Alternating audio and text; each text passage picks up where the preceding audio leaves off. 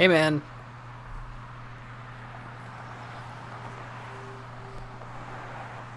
I got a few friends who are into polygamy, so, I mean... Go for it! Why not? YOLO. It's almost time for my appointment with Eludian. How long have I been going? 45 minutes? Whatever. Drive my bike downtown, park near Eludian Enterprises. The building is impressive as the sunlight reflects off the tinted windows. Eludian's signage is posted on the front entrance. It's large enough to be seen from a distance, but isn't as gaudy as Warp Text signage. The receptionist cheerfully greets me when I answer. I let her know my name, and it's not long before I'm led to an engineer's office. He gestures for me to have a seat, which I accept. Thank you for agreeing to meet with me. My pleasure. How may I be of assistance? I had a few questions about the core overdrive technology seen at Ace Academy's match yesterday. What questions?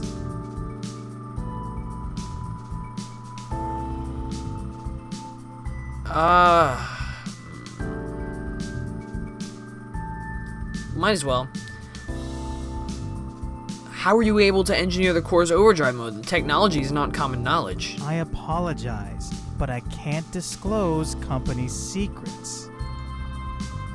I should have seen that coming. They're so tight-lipped. Does that mean there's some shady business going on here?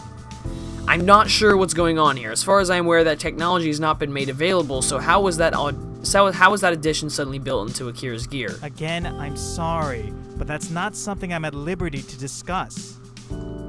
Obviously, this conversation is going nowhere. My frustration increases and makes my tongue loose. Then what can you discuss? So far, that's been the only thing you've said. He frowns. I don't appreciate that tone. I don't appreciate you stringing me along like this. Why did you agree to meet me if you had no intention of talking to me? If you ask me a question I am at liberty to answer, then I will gladly answer it for you. The only answers I need are for the questions I've asked. I'm sorry, but it looks like I won't be able to help you. I cross my arms. I'm not leaving here without answers. Then I'm afraid I will have to call for security. I stare at him defiantly as he picks up the phone. In a matter of minutes, 2 burly guards show up in the office. They each grab a hold of one of my arms and drag me out of the office. Let me go! I can't leave until I get some answers! What is the meaning of this? What the fuck? Who are you? A tall man dressed in a smart suit blocks the hallway. Why are the guards trying to forcibly remove this young man from the premises? We're just following orders, sir. I am the order here. The guards look at each other, then release me. Thank you. The man turns to me. What is this all about? Although he speaks softly, there's a clear air of authority around him. I don't dare act petulantly towards him, especially after he's given me a second chance to get my answers. I'm sorry, sir, but I came here looking for an answer to a simple question. What question? It's in regards to the overdrive core from the Ace Academy match yesterday. He studies me. You are a student here? Yes, a pilot. Come in my office. Perhaps I can help you. Whoa. This is lit. Holy cow. He dismisses the guards and leads me to a private office with large windows. I read the plaque on his desk, which is twice the size of my own, and it reads, Donnie Roos, CEO. God damn, we're in for some shit. I glance sharply at him, but he doesn't seem to notice. Why is the CEO getting involved with that kind of dispute? He offers me a seat, which I take. Maybe this is some sort of PR stunt. Although he seems helpful, I shouldn't let my guard down. Now, explain to me how I can help. I go through my explanation about the match yesterday and mention who I am. He seems intrigued after hearing my name. You're the pilot of Eagle? Yes. Your gear caused quite a bit of intrigue in the R&D community with your unique core. Then how exactly was Eludian able to possess it with that technology? Raises an eyebrow as if implying the answer is obvious. We partnered with Midori Energy to develop the core. Midori Energy supplied the schematics, and of course the Eludian team worked hard to build and refine it. I blink. Midori Energy? Does he mean Midori Energy Incorporated? That was Dad's company. I'm surprised Dashu, being an energy drink company, was able to acquire the technology before it went to market. Something very weird is going on here, but I don't think Eludian is involved maliciously. Yeah, I guess Dashu has their sources. He smiles. I don't doubt it. The phone rings, interrupting our conversation. I'll have to take this. I nod and stand. Thank you very much for meeting with me. I appreciate your time. You're an interesting pilot. Perhaps our paths will cross again. He nods in dismissal and answers his phone while I leave his office. My mind is a whirlwind of questions as I leave the building and head back to my bike. Was Dad working on this core for Midori Energy? I always thought this was a project for the two of us, but if that's not the case, then maybe they had something to do with... I shake my head, trying to free myself from these thoughts. I can't jump to conclusions. I need to clear my head and calm down. Maybe someone is free right now. I can use the distraction. Mayu. Duh. Tonight's the talent show. Mayu, Mitsuki, and I have been practicing non-stop since auditions, and we're feeling as confident as ever. Maybe. Okay, I was about to say, I still don't know what the heck I'm doing in this band thing. I have no clue. Excuse me. Uncle Kaido let me borrow his car so we could load the instruments and any other equipment. I hope the girls are ready for me. I give Mayu a call. She answers almost immediately. Hi. Hey Mayu, are you ready to go? Yep, I have Mitsuki here too. Hey. Oh, that was not through quite. Didn't have the phone effect, but that's okay. Haha. Okay, I'll be there in a few minutes. Okay. See you soon. Once we hang up, I drive to Ace and pick up the rest of my team. Then we head straight to the venue. The talent show is being held at a local music club. It's already full of patient spectators and participants waiting to set up. I'm not surprised. Mitsuki sees her friend and dips out to say hello while Mayu and I wait for our turn to play. Most of the bands are actually pretty good. I guess Izukanze is full of untapped potential. Aw, I like that. Mayu and I bob along to her particularly catchy pop song. Although smiles on her face, she hugs her arms tightly. Are you nervous? Yeah, Don't worry, we're gonna be great out there. I know, but I'm I'm a little skeptical exactly about what kind of three-person band where one of them is a violin, one of them is a vocalist. What am I doing? Exactly. Like, drums would make sense. Guitar would make sense. Like, either acoustic or electric. Bass could make sense. Like, literally, it could be anything. Like, I don't know. What do I do? I know. She looks around and hugs herself even closer. There are just so many people. Once we're on stage and the spotlight is on us, you won't even be able to see them. It'll be just like when we're practicing. She nods slowly, mulling over my words. That makes sense. Thanks. Can confirm, when you have a ton of lights on you, you literally cannot see audience. It's impossible. Can confirm. Mitsuki returns as we're on the deck to play next. She bounces excitedly backstage. We're really going to do this, aren't we? That is part of the thing, yes. I'm so nervous. I wish you had a My picture. heart is beating so fast. I wish you had a picture. I know this is kind of like an optional route, but still, I wish you had a picture. Are you nervous? Where is the bathroom? Are you kidding me? We worked really hard for this. I'm ready to give it my all. Mitsuki grins. Yeah, you're right. We're going to be amazing out there. Even Mayu seems to relax a bit. Let's do our best. Soon we're introduced onto the stage. Mitsuki bounces out a ball of energy while Mayu and I slowly follow suit. I take a deep breath and try to clear my mind of everything. Cheers from the audience slowly fade away as I play my first note. What am I playing? What am I playing? I don't know. I need to ask someone. I'm about to go on Twitter and ask like whoever wrote this game because I'm so curious. It never says. I let the music envelop me, twisting my senses with the ebb. With the ebb? Is that a word? Is that supposed to be a musical term that I just don't recognize? Or is that like supposed to be an E flat?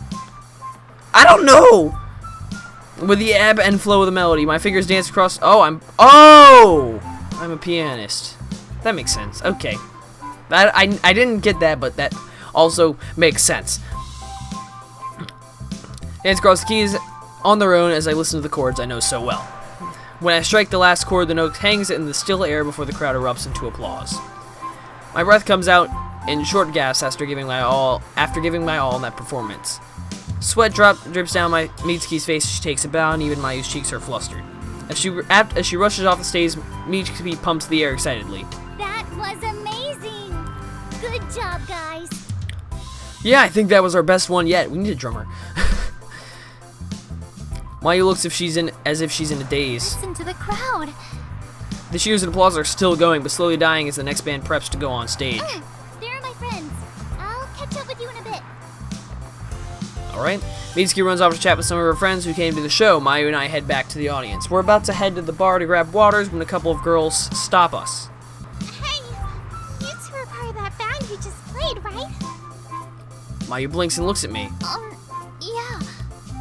The girls squeal. I knew it! Oh my god, you were amazing up there! Fangirl. That should be one word.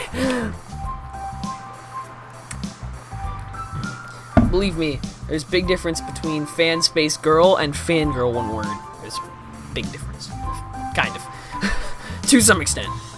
Thanks! The first girl giggles Would nervously. it be okay if we got your autograph? Holy cow, we like just performed for a local talent show. We aren't like autograph level at this point. Sure. With a wide smile sign the papers they hold out, then they turn to Did we Mayu. get yours too? Mayu blinks in surprise. You want mine too? Yes, of course. Okay. She takes a pen offered to her and signs her name in perfect script. The girls look at the signature in awe. So much. Yes, thank you. I like the second girl's voice. The first girl is not quite as good. It was our pleasure. We're glad you enjoyed the show. This will mean even more when you guys end up being famous. Enjoy the show. Sorry, that was a reference probably two of you will get. Out of like 2 out of the however many subscribers I have. Maybe more than that. This will mean, oh yeah, Maya's eyes widen. Famous? You don't want that, do you? Yeah, you guys were awesome. You'll totally make it one day. Really? Anyway, thanks again.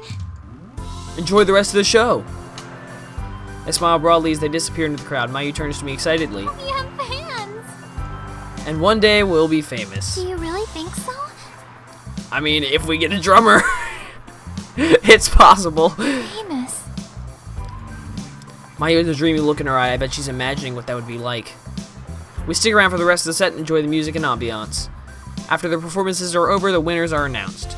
We placed in 3rd. Mayu and Mitsuki practically skip back to the car, and I can't keep the grin off my face. That was a great end to a great evening. After dropping the girls off at Ace, I drive back home.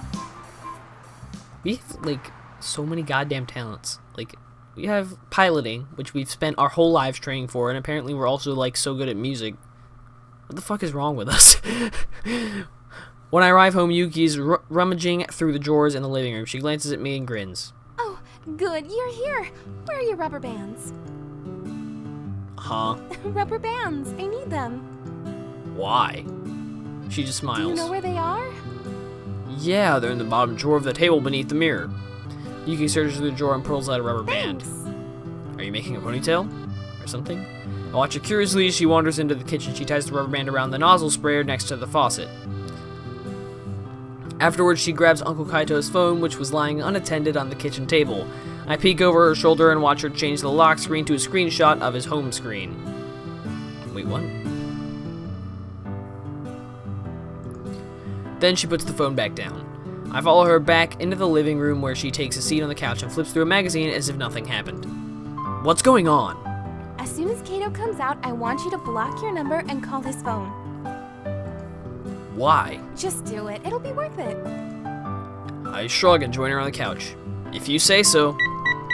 We have to wait long before Kaito emerges from the back room. I do as Aunt Yuki asks and immediately call his phone. Yuki watches me closely as I do, then grins. Kato, are you going into the kitchen? Do you mind getting me a glass of water?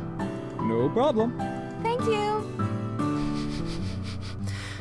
As soon as Kaito walks through the kitchen door, Yuki and I bolt off the couch and creep to the doorway and watch what unfolds.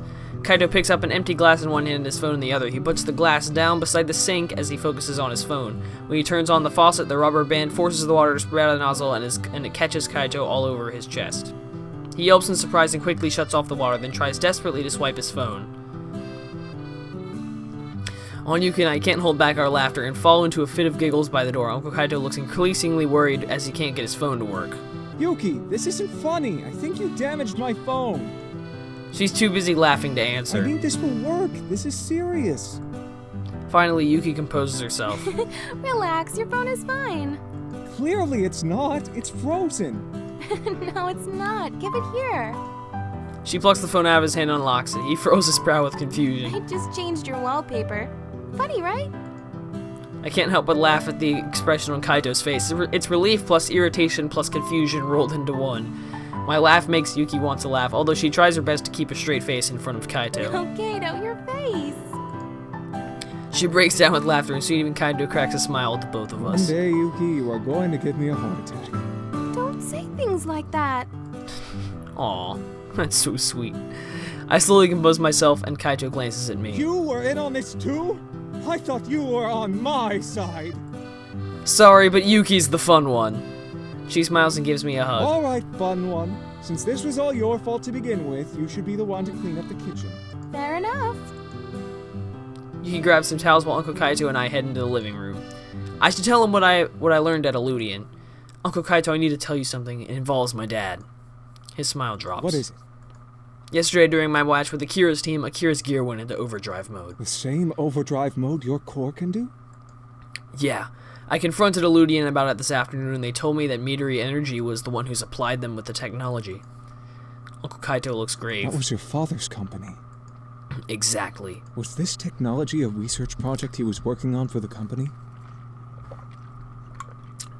No clue. I don't know. He never mentioned anything to me about it when we were building Eagle. When I discovered Eagle had this ability, I assumed it was something Daddy created just for me, but now I'm not so sure. Kaito nods. Have the PI investigate Midori Energy and see if there are any connections. Before I can respond, Aunt Yuki returns to the living room. How about a little TV time with my two favorite boys? I'm up for that. Same here. Is Nikki home? Not yet. She is such a busy bee. She can join us when she comes back. We throw in a movie and Uncle Kaito and Aunt Yuki add their own commentary to what's going on. Normally, it would be annoying, but I'm just happy to see that they're getting along so well again. Eventually, Nikki comes home and snuggles between Kaito and Yuki on the couch. For the first time in a while, I feel like I'm part of a family again. It's not just Nikki and me anymore. Judging by Nikki's smiles, I think she feels the same way. We watch until the late hours into the night. I say my goodbyes and my goodnights and go to bed. It's not long before I've drifted off to sleep. How's it going now? 102. Alright, so my throat is dry. So we're gonna call it there. Oh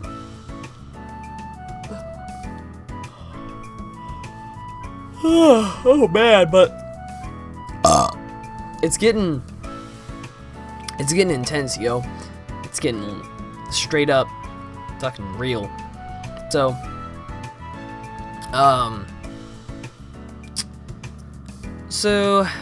yeah, just I wonder about this, because just how long is this really? Like, for real. I'll be back again tomorrow though, so yeah. Hopefully my throat's not as dry then. So anyway, I'm gonna call it for this session, and yeah. So that's it for this. This probably went through episode 38. So I'll see you guys tomorrow when we do the thing. I don't know what thing that is, but it's a thing. So yeah.